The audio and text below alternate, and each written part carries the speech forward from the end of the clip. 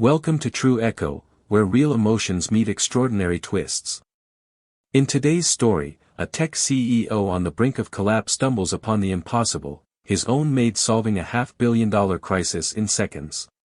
What follows is a roller coaster of revelation, prejudice, and redemption that will leave you speechless. This isn't just a story about tech, it's about brilliance hidden in plain sight, and the power of one woman's quiet genius to shake an empire to its core.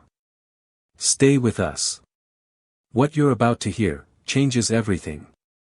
The night was thick with tension. A cold wind whipped through the steel canyons of Manhattan, but on the top floor of Carter Tech Tower, no one was thinking about the weather.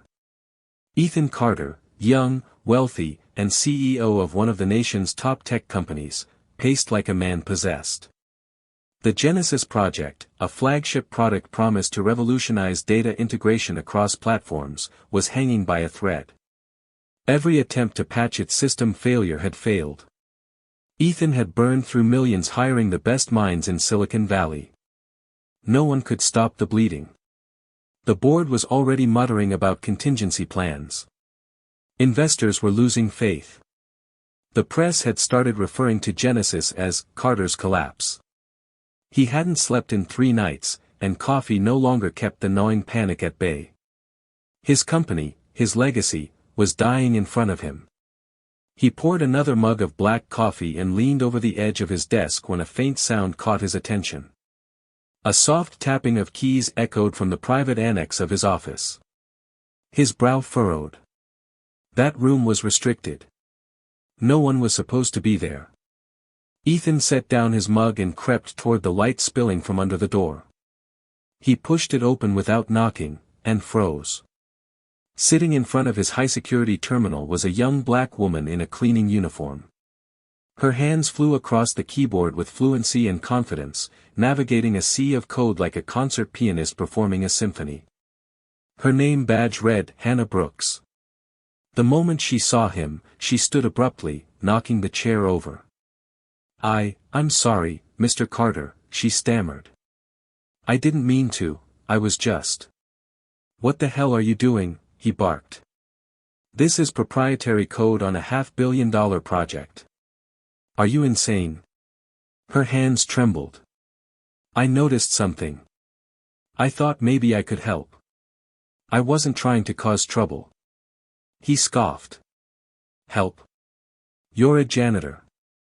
What could someone like you possibly understand about a platform that's outsmarted global experts? She didn't reply. The hurt in her eyes was obvious, but she stood her ground, albeit silently. Ethan stormed to the computer to inspect the screen, expecting to see a mess of errors. But then, his fingers hovered above the mouse, he saw it. Lines of perfectly structured, elegant code. It wasn't just a patch. It was a fix. The exact solution his elite team had failed to produce for weeks. His breath caught. Who did this? He asked, voice tight with disbelief. I did, Hannah said quietly. He turned to her, face pale. How? I studied computer science at MIT, she said. But I had to drop out, family issues. Medical bills. I've been working to support my mom ever since. For a long time, Ethan said nothing.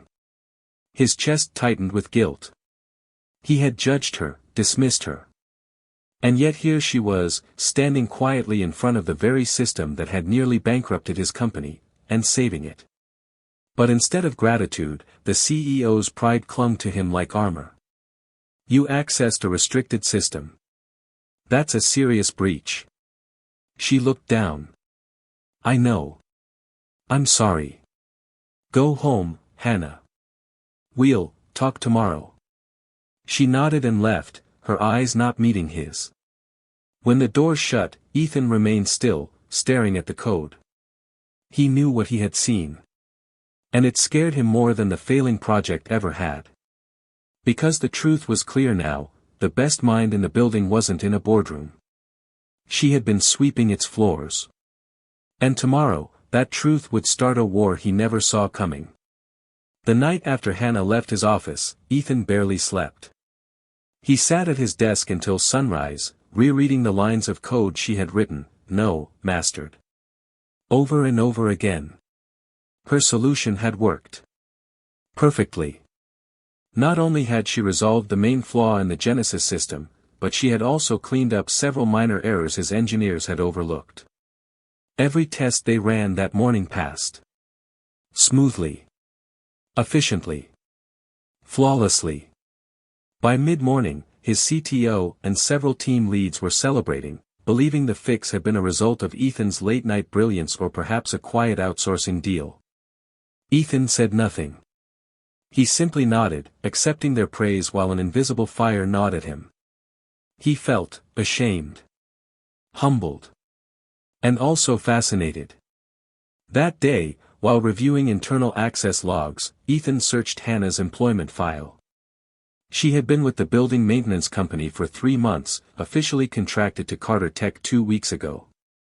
Her background was modest, Baltimore native, no degree on record, a few gaps in employment, a single line about unfinished higher education. But when he cross-referenced her name in MIT's alumni system, his stomach turned. She was real. Hannah Brooks had been a rising star in the computer science department. One professor had even called her the kind of mind we rarely see more than once a generation. Her academic record was brilliant. She had left just shy of graduation. Financial withdrawal, no disciplinary issues. Ethan felt a cold weight settle on his shoulders. She should have been one of them. She should have been sitting in the innovation room with the engineers, not scrubbing their coffee spills.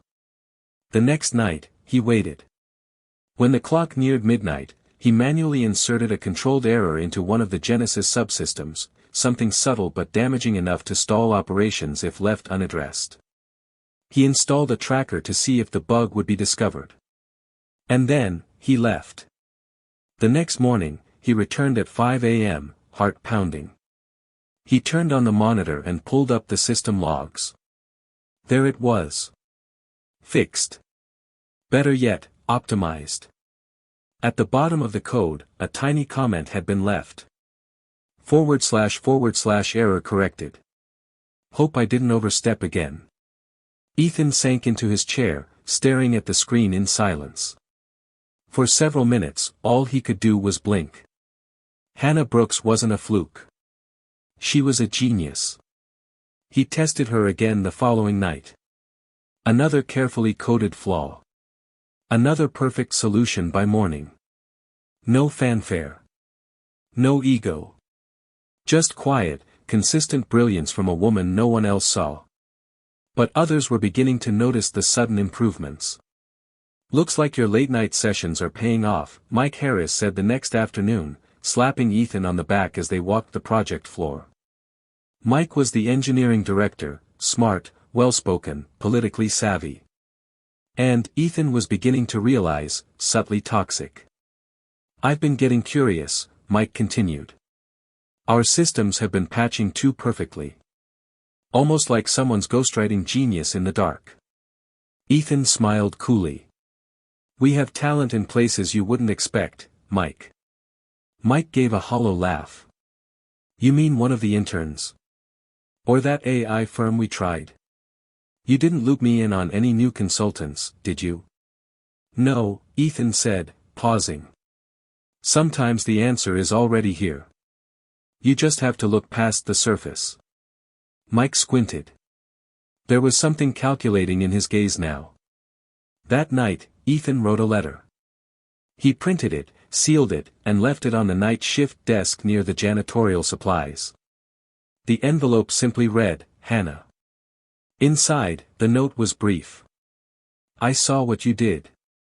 I know it was you. You've already proven yourself more than once. Please meet me in my office at 6:30 p.m. tomorrow.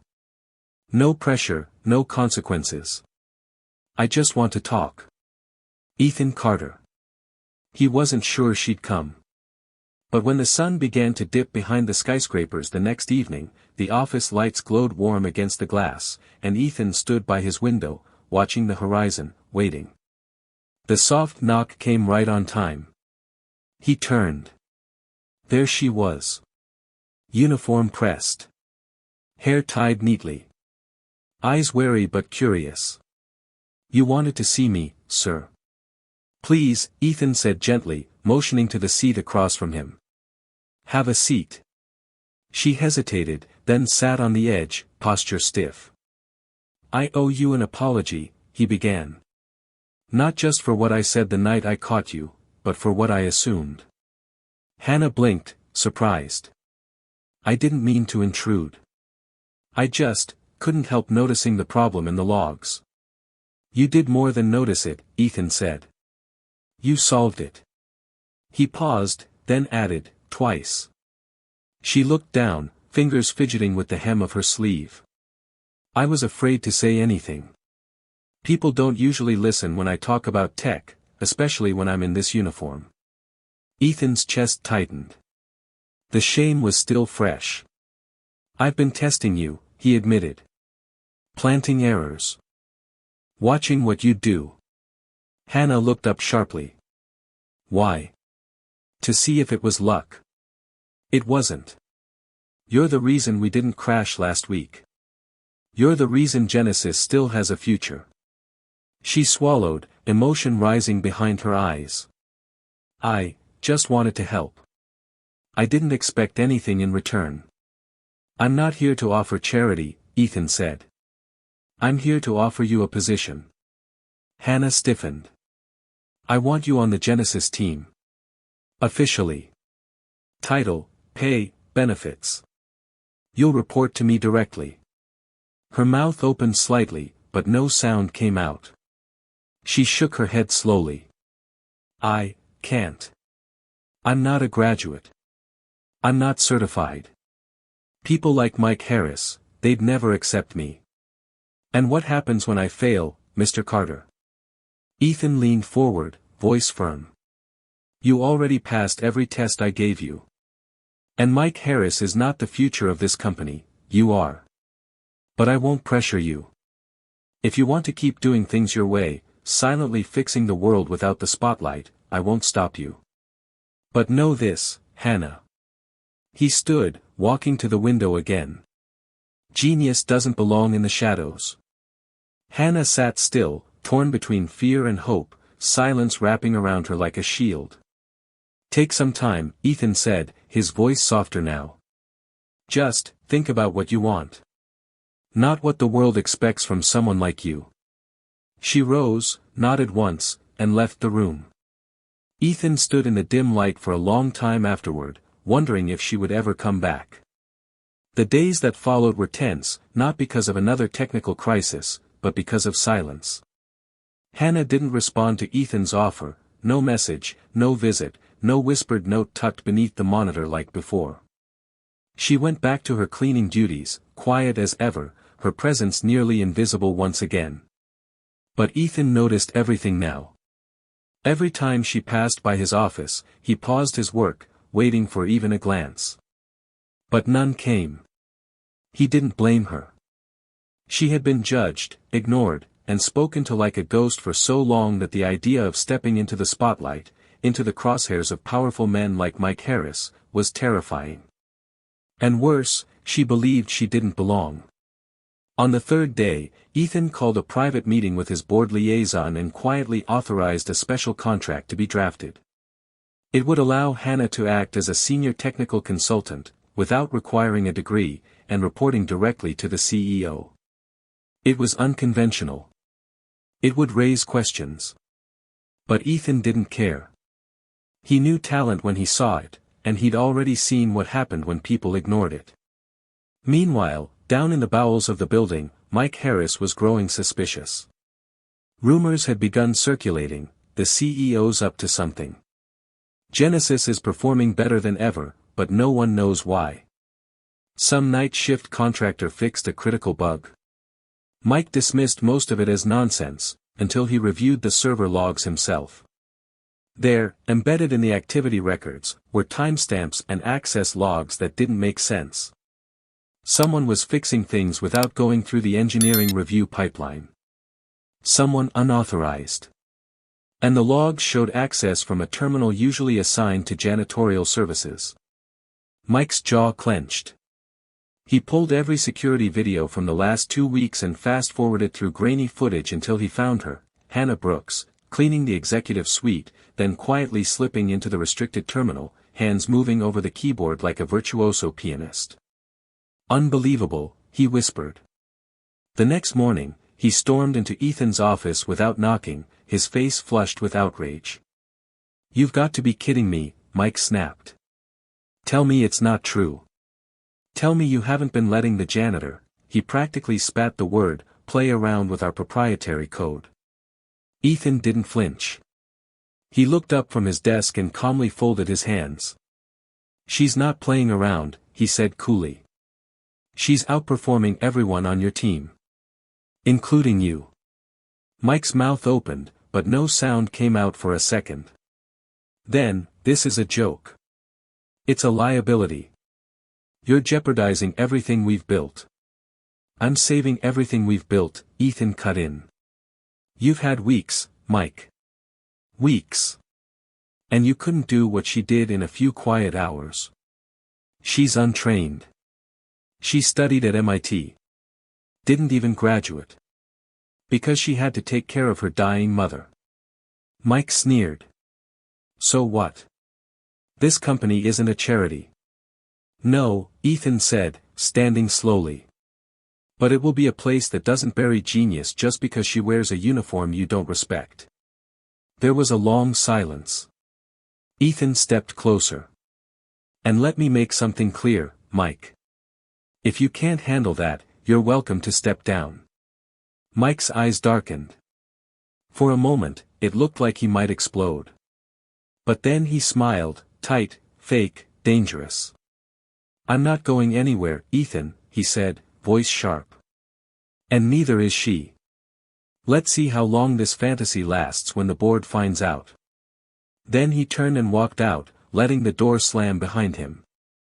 That evening, Hannah returned to the executive floor with her cleaning cart, her steps slower than usual. She passed Ethan's office, and this time, she paused. The door was open. The lamp glowed softly inside. Ethan looked up. Their eyes met. She stepped inside without a word and closed the door behind her. "I thought about what you said," she began, her voice quiet but steady. "About the offer. About joining the team." Ethan stood. "And? I want to say yes," she said, "but I'm scared. I've seen what people like Mike Harris do to women like me. Black. Working class. No degree. They'll find a way to destroy me. I've survived this long by staying invisible." Ethan walked around the desk and stood in front of her. "Then it's time to stop surviving," he said. "And start living." Tears welled in her eyes, but she blinked them back. "You're going to have to fight for me," she whispered. "Because I can't do this alone." "You won't have to," Ethan said. That night, he filed the paperwork. Hannah Brooks was no longer a ghost in the hallway. She was now a senior technical consultant at Carter Tech, with a badge, a title, and a desk beside his. And the war was only just beginning. By Monday morning, the news had started to spread inside Carter Tech like wildfire. A janitor had been promoted to a technical consultant, personally appointed by the CEO. Some whispered in disbelief. Others snickered behind closed doors. A few engineers, feeling threatened, grumbled that it was a publicity stunt or a mistake born of guilt. Mike Harris, of course, was furious. "She's a glorified cleaning lady," he hissed in a leadership meeting that afternoon, making no attempt to lower his voice. "This company is turning into a circus." Ethan, seated at the head of the table, leaned back in his chair. "She's also the only reason our flagship project is alive." The silence that followed was awkward, with board members shifting in their seats. Ethan's words were facts, and facts were hard to argue with. But bias doesn't dissolve in a single meeting. It festers. Later that day, Hannah took her place at the corner desk in the innovation suite, modest, quiet, tucked into a spot near Ethan's. A few curious stares met her as she walked in wearing slacks and a blazer Ethan had discreetly arranged for her to receive. It wasn't fancy, but it made her look like what she truly was, a professional. Still, whispers trailed her like smoke. She's not even certified. Must be a charity case. She fixed one bug. Big deal. But Hannah didn't flinch. She sat down, turned on her monitor, and got to work. Her first assignment, optimize Genesis's authentication infrastructure. It was a brutal task, something the previous team had avoided tackling for months due to its complexity. Hannah approached it with silent focus, working deep into the evenings. By the end of the week, she had not only completed the optimization but uncovered 2 security flaws no one else had noticed. Her report was 10 pages long, technical, and bulletproof. Ethan read it that night, then emailed the board at 2:17 a.m. Subject, proof of value. Please read. By morning, the buzz had changed. The engineers were no longer whispering in mockery. They were whispering in worry. Some were even taking notes from Hannah's code commits. Her logic was elegant. Her processes clean. Her results undeniable. But not everyone was impressed. Mike Harris, threatened and fuming, began an internal campaign to undermine her. He called private meetings with other department heads, raising concerns about Ethan's leadership and emotional favoritism. He brought up Hannah's lack of credentials at every opportunity. He even tried to reassign her projects, only to have Ethan override him. This isn't a debate, Ethan told him flatly in one confrontation. You've had your chance. Now step aside. Mike's face had gone red. You're making a mistake, he growled. But Ethan had learned something important over the past few weeks: mistakes weren't measured by comfort. They were measured by courage, or the lack of it. Still, Hannah was not immune to the hostility. She felt it in every sideways glance. Every cold meeting where no one acknowledged her contributions. Every time someone repeated something she'd already said, pretending it was their idea. But she endured. Quietly. Gracefully. And she continued to deliver. A week later, disaster struck again. The Genesis system hit an unexpected surge in global data traffic. One of the new clusters began throwing fatal errors. Automated systems failed to self-correct, and the entire East Coast server grid threatened to crash. Hannah, who had been monitoring usage spikes quietly for days, already had a contingency plan. She sprinted down to the server floor herself, while engineers panicked in the war room upstairs. Bypassing protocol, she logged into the physical mainframe, recalibrated the packet transfer rate, and rerouted the load in under 7 minutes. Just before the servers crashed. By the time Ethan reached the room, she was already re-encoding the data structure. The engineers looked at her like they were seeing a ghost. She was still in slacks and sneakers, sweat beading at her temple, eyes laser-focused. It's done, she said to Ethan, softly, without turning around. He stood in awe. Not just of her brilliance, but of her calm under fire. When she finally faced him, he smiled. You saved us again. But just behind him, Mike Harris appeared, flanked by 2 board members. He looked livid. You violated direct security protocols, Mike snapped. That's grounds for termination. No, Ethan said firmly. That's grounds for promotion. Mike stared at him, incredulous. You're insane. No, Mike. I just recognize value when I see it. He turned to Hannah. You just stopped a total collapse of our Eastern network infrastructure. I'm making it official, effective immediately. You're not just a consultant. You're the new director of systems strategy. Reporting only to me. The board members blinked in stunned silence. And for the first time, Hannah smiled, a real, radiant smile. The kind that belongs to someone who's no longer apologizing for being exceptional. Mike walked out, jaw clenched tight. And Ethan knew this wasn't over. Not yet. Because men like Mike didn't lose quietly. But neither would he. For the first time since the Genesis project was conceived, the Carter Tech boardroom buzzed with optimism. Investors had returned. The stock rebounded. Major media outlets ran glowing headlines: Carter Tech silent turnaround, Genesis project back from the brink, and one headline that caught Ethan's eye in particular: anonymous engineer solves company's $500 million crisis. He wanted to scream. Anonymous? No. Not anymore. That Monday, in a move that startled his executive team, Ethan walked into the press meeting with Hannah at his side. No announcement, no build-up, just a nod to the PR director and the cameras went live. "I'd like to introduce the person responsible for saving the Genesis project," Ethan said plainly. "Her name is Hannah Brooks.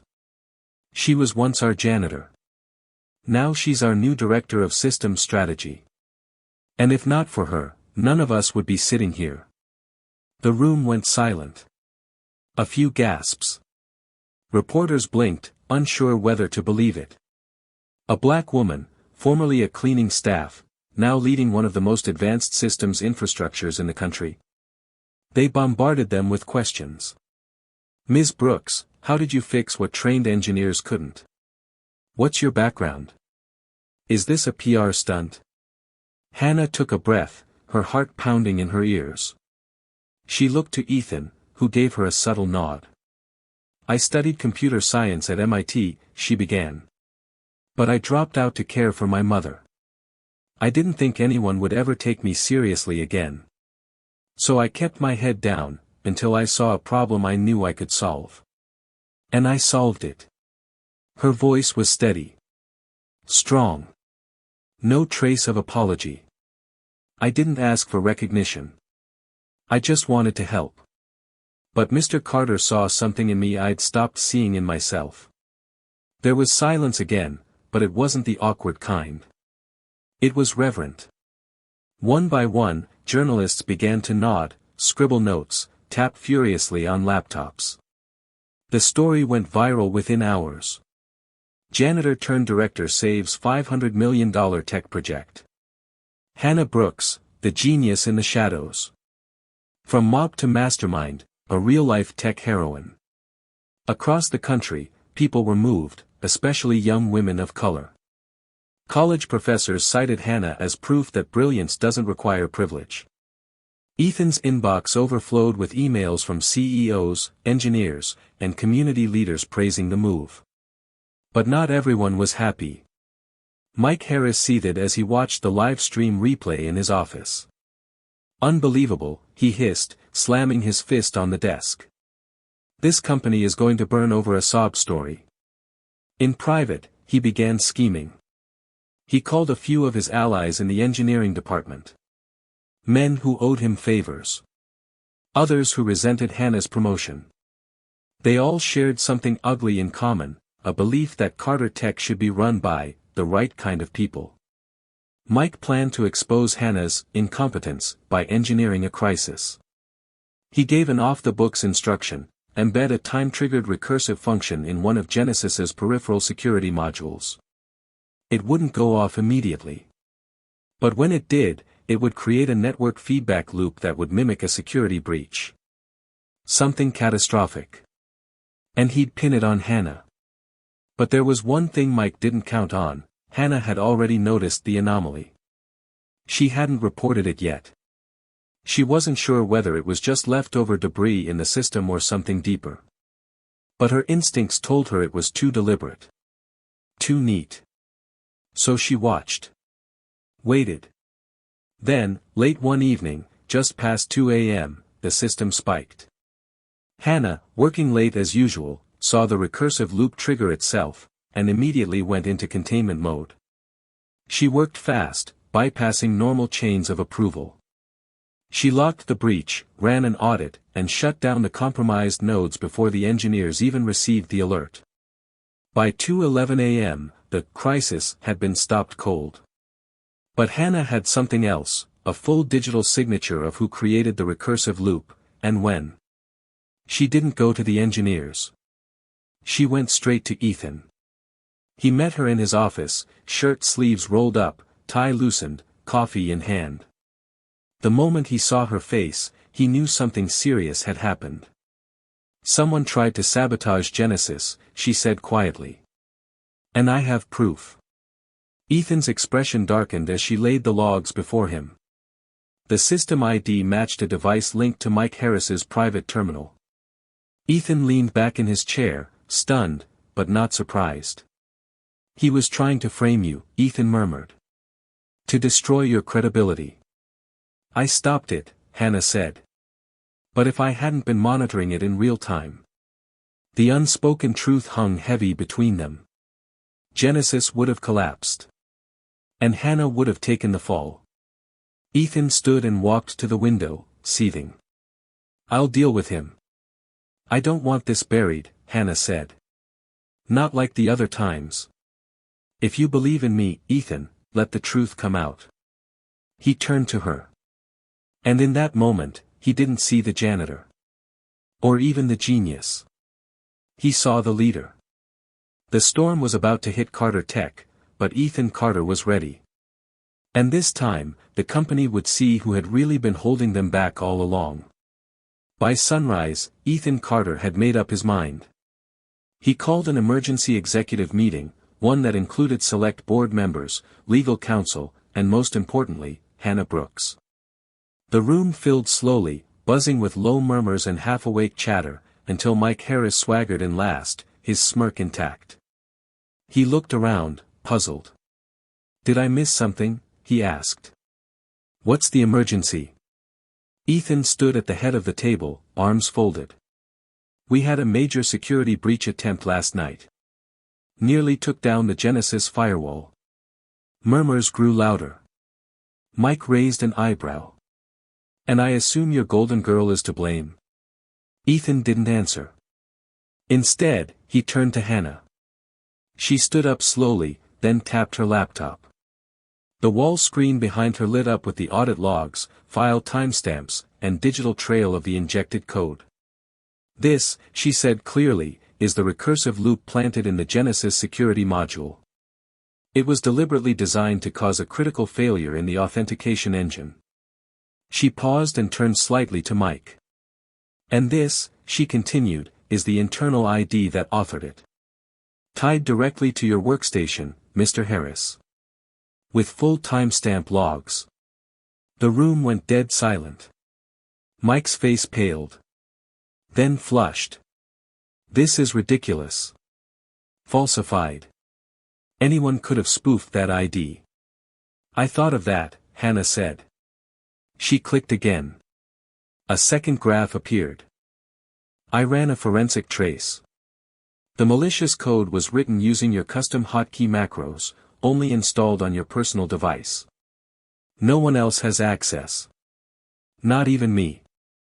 Mike stood up, defiant. "This is an ambush. You're trying to scapegoat me so you can protect your pet project. She's manipulating this data." "That's enough," Ethan said firmly. He turned to the board. This wasn't sabotage of just a system, it was a personal attack, aimed to discredit a woman who has done nothing but save this company, time and time again. Mike Harris didn't just put our product at risk. He put our integrity at risk. The room stayed quiet for a long moment. Then Robert Spencer, the most senior board member, spoke in a low voice. "Do you recommend termination?" Ethan nodded. "Effective immediately. And with a full security audit of his past commits." Mike laughed bitterly. "You're firing me for her? A janitor you promoted because you felt guilty?" Ethan stepped closer. "No, Mike. I'm firing you because you failed. You failed the project. You failed the people. And when someone proved better than you, you tried to destroy them." Mike looked around, desperate, searching for an ally. But no one met his eyes. Even those who had quietly supported him before were now sinking into their seats, the shame thick in the air. "You'll regret this," he snarled. "You'll all regret this." Then he turned and stormed out. The door slammed behind him like a punctuation mark. Silence held for another few seconds, until Robert Spencer looked over at Hannah. "You've got guts," he said quietly. "I underestimated you. That won't happen again." And just like that, the tide turned. In the following days, everything changed. The news of Mike Harris's sabotage attempt leaked, despite Ethan's attempt to keep things internal. Within hours, tech blogs, business outlets, and even national networks picked up the story. But rather than scandal, the headlines turned into a celebration. Carter tech engineer uncovers internal sabotage, former janitor exposes director. From custodian to commander, Hannah Brooks's unstoppable rise. Prejudice meets its match in one quiet genius. Hannah's name trended on social media for days. MIT invited her to speak. Tech conferences offered keynote spots. Schools and underserved communities began teaching her story as proof of what could be achieved when potential wasn't buried by bias. But while praise poured in from outside, inside the company, change had only just begun. Ethan launched a full diversity and talent initiative called Project Echo, designed to find hidden talent in unconventional places, starting with janitorial, kitchen, and support staff. A scholarship in Hannah's name was established for low-income tech students, and mentorship programs were expanded company-wide. One afternoon, as Ethan and Hannah stood on the top floor watching the skyline from the executive lounge, he broke the silence. "I wasn't just trying to save a company, you know," he said. Hannah looked at him. "What do you mean?" He turned toward her, his voice quieter now. "I was trying to save myself. From who I was. From what I believed about people like you, before I really saw you." She gave a small smile, the kind born from hard-won trust. "And now?" "Now," Ethan said, "I just hope I've earned your respect the same way you earned mine." There was a beat of silence. Then Hannah said, "Respect is easy. But forgiveness? That's the one I'm still figuring out." Ethan smiled. "I'll wait." And together, they stood in silence, watching the city move forward, just like they were. 3 months later, Carter Tech was thriving. The Genesis project, once a looming failure, had launched to international acclaim.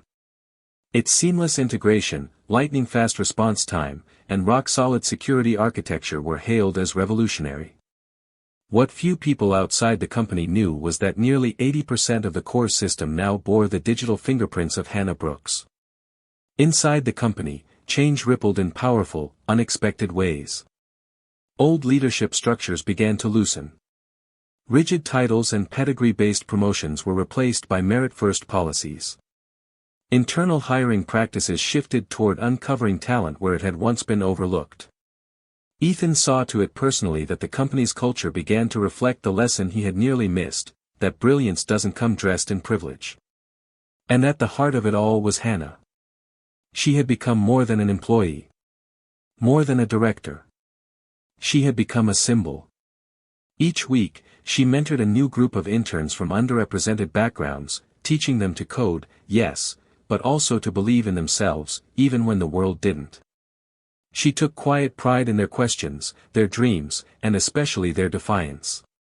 But despite the accolades, the offers, the speaking invitations, she never left Carter Tech. Not because she felt indebted. But because it had become a home she helped rebuild from the inside out. One crisp fall evening, Ethan approached her in the company courtyard after hours. She was seated on a bench beneath the glow of golden string lights, laptop on her knees, quietly working on a new patch for Genesis 2.0. "You never stop," he said with a smile. She looked up, returned the smile, and closed her laptop. "You either." He sat beside her. For a moment, neither spoke. The city hummed below. In the distance, the Carter Tech Tower sparkled like a lighthouse, a place that had once overlooked her entirely. "I have something for you," Ethan said at last, reaching into his coat pocket. He pulled out a slim envelope and handed it to her. Inside was a formal invitation. The National Innovation Awards Gala. Nominee, Hannah Brooks. She blinked, stunned. You submitted me? Ethan nodded. The board seconded it unanimously. They're calling you one of the most influential minds in tech today. And I agreed. Hannah looked down, struggling to speak. I never imagined my name would be on something like this. Ethan's voice softened. You imagined everything else. You built systems that no one else could. You built trust, changed culture, shattered expectations. It's time the world recognizes what you've been too humble to claim. A week later, she stood center stage beneath dazzling chandeliers and thunderous applause, accepting the highest honor in the tech world. She wore a sleek, simple navy gown. Her hair framed her face in soft curls.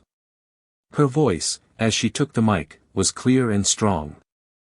I accept this award, she said, not just for myself, but for every person who's ever been passed over because of how they look, where they come from, or what someone else assumed they couldn't be. And when the applause died down, she added. I was once told I had no place touching a computer at all. That my role in this world was limited to a mop and a name tag. But I'm here to tell you, genius doesn't ask permission. It just works. And someday, it gets seen. The standing ovation lasted almost a full minute. Later that night, Ethan found her outside on the gala terrace, looking out over the city lights. He approached quietly, but she spoke first. You really meant what you said that night, she murmured. Every word, he said. She turned to him. Then say it again. All of it. He smiled. Reached for her hand. And did. I was wrong about you, Hannah. I judged you before I ever saw you. And you changed me. You didn't just fix code or projects. You rewrote the way I see people. The way I see life. And somewhere along the way, you rewrote me. Then, from his jacket pocket, he pulled a small velvet box. Hannah's eyes widened. Ethan. He opened it. A simple, elegant ring shimmered in the city's glow. I'm not asking because you saved the company, or because the world sees you now. I'm asking because I do. Because long before the headlines, I fell in love with the way you think, the way you fight, the way you forgive. He knelt. Hannah Brooks, will you marry me? She covered her mouth, eyes welling with tears. Then nodded, whispering a word she had once never dared to speak in a room like this. Yes. The crowd inside erupted as they re-entered hand in hand. The photo of Ethan Carter and Hannah Brooks, CEO and former janitor turned innovator, made every front page the next morning. But the real story wasn't the ring, or the title, or the flashbulbs. The real story was this. That the quiet black woman everyone overlooked had become the heart of a global empire, not through charity, not by chance, but by talent, will, and undeniable brilliance. And the man who once told her, you don't belong here, would now never make a move without her. Together, they had proved what the world so often forgets. That the greatest power isn't found in boardrooms, or titles, or degrees. It's found in the courage to be excellent when no one is watching. At True Echo, we believe in voices that rise from the shadows and reshape the world. Hannah Brooks' story reminds us that genius is everywhere, it just needs to be seen. Prejudice can dim brilliance, but it can never destroy it. Remember, real talent doesn't ask for permission. It breaks the silence, rewrites the rules, and changes everything. If this story inspired you, share it with someone who needs a reminder of their worth. Leave a comment below, subscribe for more true echoes of courage, and let the world hear your story too.